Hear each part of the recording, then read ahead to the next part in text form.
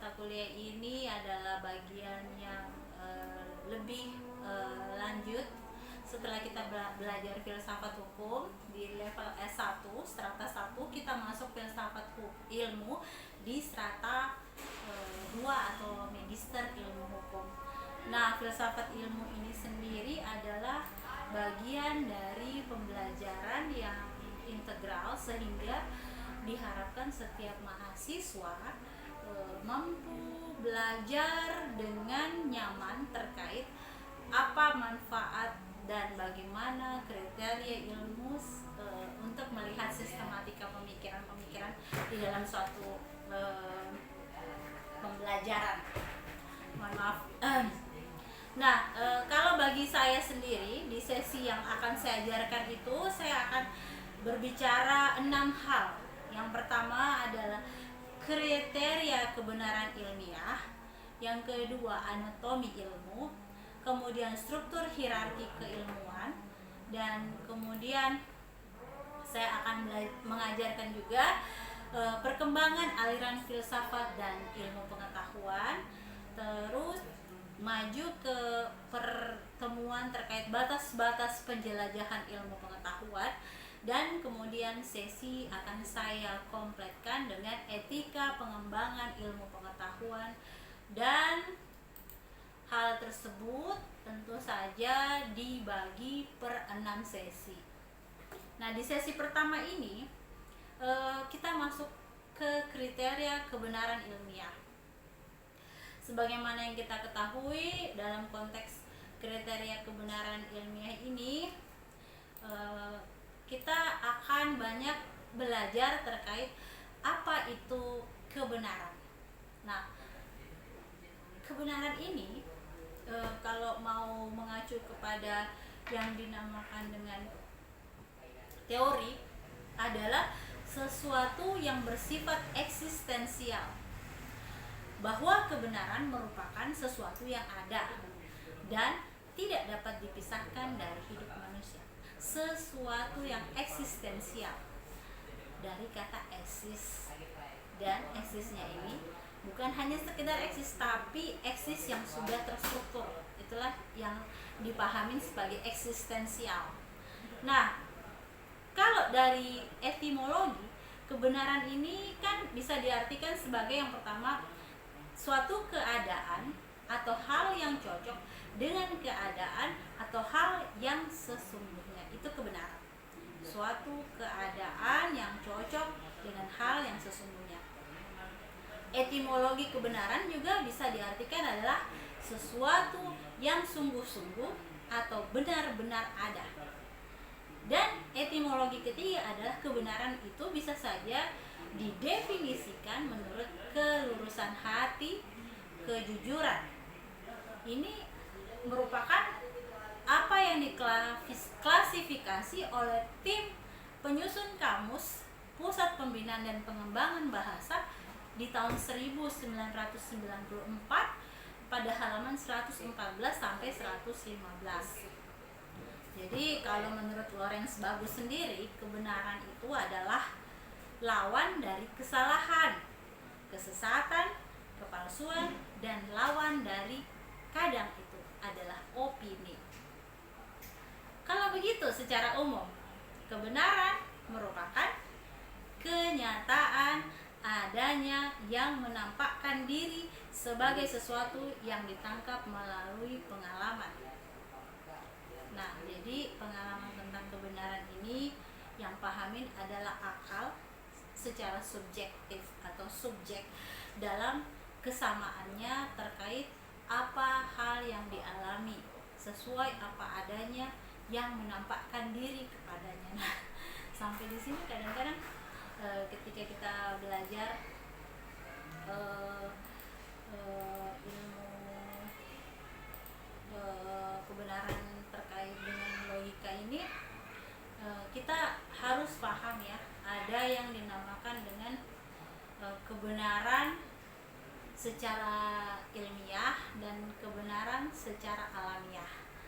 Pertanyaannya, sebelum lurus ke tempat lain dulu, kita berbicara apakah kebenaran itu sungguh ada? Ini pertanyaan substansialnya ya. Kemudian yang kedua, kita berbicara bagaimanakah manusia bisa memperoleh kebenaran. Yang ketiga, bagaimana sebenarnya sifat dari kebenaran itu sendiri? Apakah kebenaran itu relatif atau apakah kebenaran itu mutlak? Nah, ini kebenaran. Kita dikasih pertanyaan pertama. Apakah kebenaran itu sungguh ada? Jawabannya harus didasarkan pada pengalaman. Oh iya, kebenaran itu ada karena saya pernah melihat burung besar sekali dan burung itu bisa terbang. Nah, itu kebenaran menurut apa yang kita alamin atau pengalaman. Kalau ada yang bercerita tentang ada burung besar sekali, beratnya mungkin sekitar 100 kilo, dia bisa terbang, itu masih kebenaran menurut versi dia. Tapi kalau kebenaran yang dialami itu bisa lebih konkret, dan itulah yang disebut dengan pengalaman empiris. Nah, pertanyaan substansi kedua, bagaimanakah manusia memperoleh kebenaran? Ya, kembali, kata kuncinya adalah pengalaman. Manusia itu dapat kebenaran karena dia mengalaminya. Dia merasa temannya itu baik karena pernah temannya itu membawakan dia makanan, bahkan bercerita dengan semangat dan bercerita dengan kata-kata yang baik. Dan itu adalah bagian pengalaman, dan itu adalah kebenaran yang menyatakan bagaimana manusia memperolehnya, yaitu melalui pengalamannya. Yang kedua, bagaimanakah sifat dari kebenaran sendiri? Relatif atau mutlak? Kalau kita bicara konsep kebenaran menurut manusia, ya kalau sesuai dengan pendapat berbagai ahli, tentu saja kita mendasarkannya kepada konteks. Kadang bisa saja hari ini dia baik karena dia lagi sadar. Besok bisa saja dia kasar karena dia lagi kurang sadar. Besoknya lagi bisa saja dia super baik karena dia sangat sadar dan memang baik. Itulah yang disebut, kalau untuk manusia sendiri, pertanyaan substansi, apakah kebenaran manusia itu relatif atau mutlak? Jawabannya relatif. Nah, yang kedua, perkembangan filsafat itu bersifat dialektis. Kenapa dialektis? Karena pemikiran antara ilmuwan yang satu dengan ilmuwan yang lain bisa saja sejalan, bisa saja sesuai latar dan pengalaman hidupnya berbeda. Itu yang disebut dengan pemikiran ilmuwan sebelumnya bisa menjadi antitesis dari pemikiran ilmuwan yang lain. Begitu seterusnya. Sehingga akibat perkembangan filsafat pengetahuan ini, maka perputaran dari pengetahuan itu bisa terus berlanjut, atau circle-nya berlanjut. Pemikiran si A yang dulu hanya bilang ada satu variabel menjadi 2 variabel, menjadi 3 variabel, dan terulang-ulang, dan biasanya semakin baik. Itu yang disebut kebenaran itu bersifat dialektis dan berkembang. Yang kedua, kebenaran itu diklasifikasi menjadi kebenaran biasa dan kebenaran ilmiah. Kalau disebut common sense, itu adalah kebenaran biasa. Maka semua orang tentu punya common sense. Pengetahuan akan cara bertahan hidup itu kan common sense. Kalau saya lihat ketika jalan, saya lihat di situ ada gundukan batu, dan gundukan batu itu bisa membuat saya jatuh, tentu saja orang akan menghindarinya. Itu common sense, itu pengetahuan biasa, tidak perlu dipelajarin. Sehingga kemudian manusia dengan dasar pengetahuan itu bisa saja tetap jalan, dia tinggal menghindar. Atau seorang nelayan melihat posisi langit, melihat posisi air laut, dan tiupan arah angin, dia bisa tahu hari ini bagus sekali melaut, pasti ikan lagi banyak. Itu adalah common sense, dan common sense adalah suatu pengetahuan akan kebenaran secara alamiah. Nah, kalau kemudian manusia punya kemampuan menerima common sense atau kemampuan secara alamiah, tentu saja ada juga porsi kebenaran ilmiah yang dimiliki oleh dan dikejar, ingin diraih oleh manusia. Itu yang disebut kategori kebenaran dalam level ilmiah. Nah, istilah ilmiah atau scientific ini berasal dari bahasa Inggris yang berarti sesuatu yang bersifat ilmiah secara ilmu pengetahuan memenuhi syarat atau kaidah pengetahuan, sehingga dari pengetahuan ilmiah ini titik tolak kekaguman terhadap suatu pengalaman biasa, sehingga dia merasa kalau ini hanya seperti ini saya tidak puas deh. Karena tidak puas, hasilnya kayaknya kemarin karena common sense atau pengetahuan kebenaran biasa atau alamiah, bisa saja hari ini dapat ikannya banyak, besok sama saja cuacanya, tapi kok tidak. Wah, ini saya harus jadikan, saya pelajarin baik-baik seluk-beluknya deh. Sehingga dari keingintahuan, ketidakpuasan, itu dia melahirkan rasa yang ingin mewujudkan sesuatu, dan sesuatu ini diberikan dulu pertanyaan-pertanyaan untuk mengarah kepada serangkaian proses ilmiah yang nantinya akan melahirkan kebenaran ilmiah yang bisa dinyatakan dalam bentuk pengetahuan atau sains. Itu menurut Hardono Hadi tahun 94 dalam bukunya halaman 13 sampai 27. Nah, jadi di sini sudah kelihatan ya klasifikasi kebenaran ilmiah dan alamiah. Kalau alamiah kan daily common sense, dia bisa didapatkan karena pengalaman manusia yang berulang dan bisa saja menghasilkan sesuatu yang alamiah. Tetapi kalau ilmiah, dia tidak puas melihat satu pengalaman tetapi kurang puas dan ingin lebih baik, ingin memperbaiki dan melahirkan keingintahuan, sehingga dia membuatkan suatu pertanyaan-pertanyaan yang mengarah agar lebih sistematis dan bisa dipelajari oleh orang lain, sehingga orang lain juga bisa mendapatkan nilai. Itu bisa disebut kebenaran ilmiah. Menurut Berling tahun 1986 di halaman 6-7, kemandirian ilmu pengetahuan ilmiah itu sesungguhnya berkaitan dengan 3 norma ilmiah. Nah, 3 norma ilmiah ini yang disebut dengan, yang pertama, pengetahuan ilmiah itu merupakan pengetahuan yang memiliki dasar pembenaran. Jadi ada dasar pembenaran.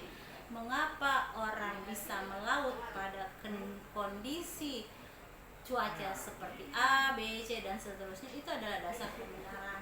Dan yang digunakan adalah armada, kapal, bla bla bla.